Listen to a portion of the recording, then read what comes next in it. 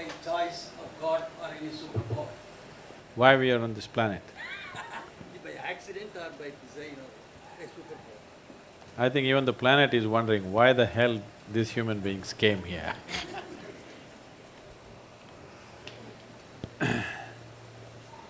See,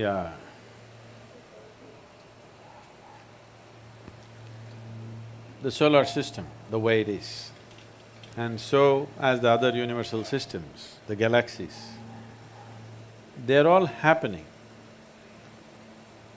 because they arrive at a certain perfection of geometry.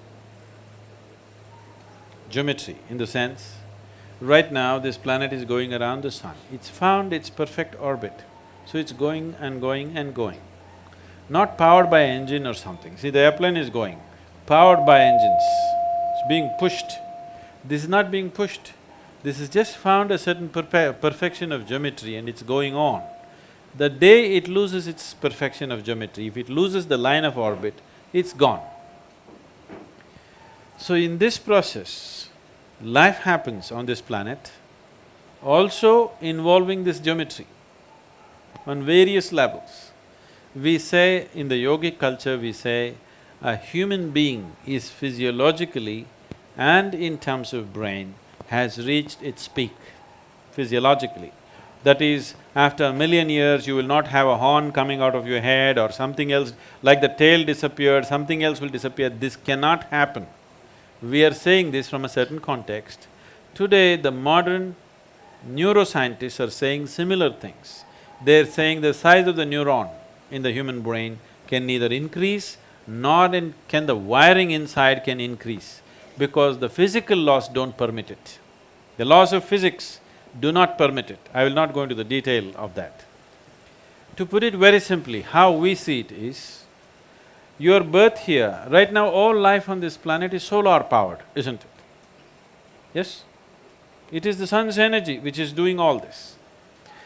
And also the revolutions and the rotations of the moon also has influence upon us. The very ocean is rising and falling with the movement of the moon.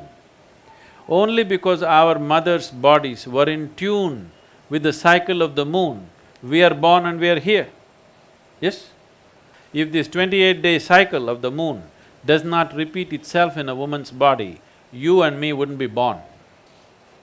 So because it has reached that, we say physically, the physical laws have come to a certain place where life upon this planet cannot evolve further. You can make use of what you have in a much better way. Using the same technology, we had a dumb phone, then we had a smartphone, now we have an iPhone. Like this we can go on improving it, how we use it. But the fundamental physical laws will not permit any further evolution of this creature. So did it happen by accident? No. The theory of evolution, you know Charles Darwin, who made a monkey out of you? Not me, him.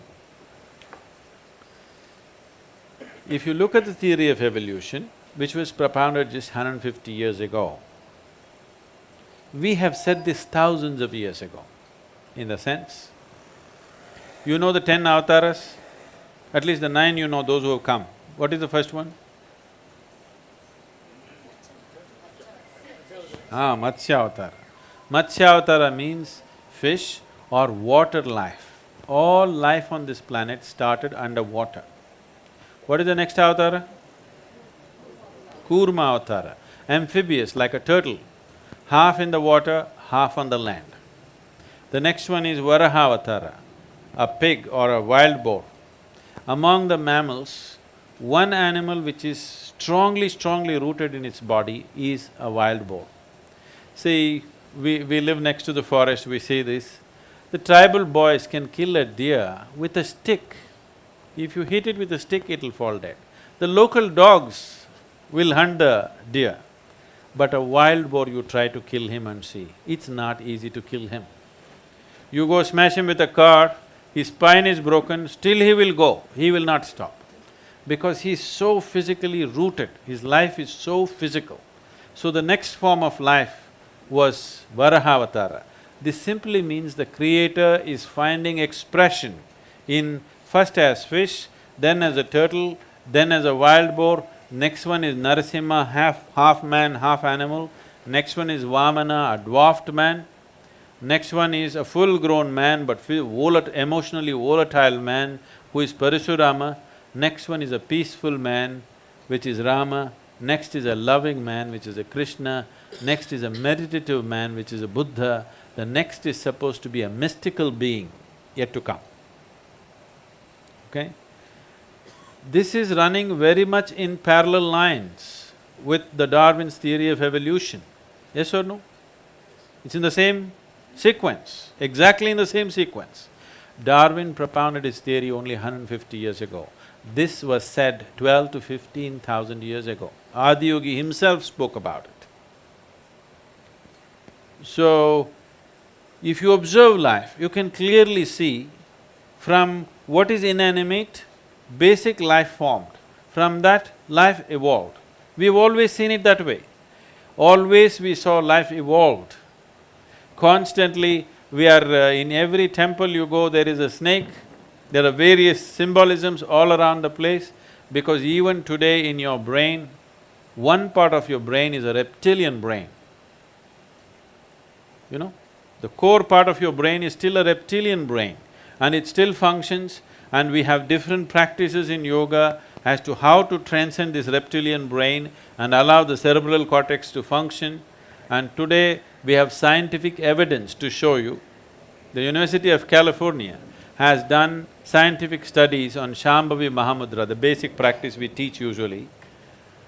And they say if you practice Shambhavi Mahamudra for 3 months, the neuronal regeneration increases by 241%, a kind of percentage that's never been recorded in the history of any kind of research, okay? Just a simple practice for 21 minutes, 241% increase in your brain function and neuronal regeneration. This means as you grow old, you will become more intelligent. Usually young people think you're getting stupid. Yes, your brain is actually growing, you understand? It's getting better by the day.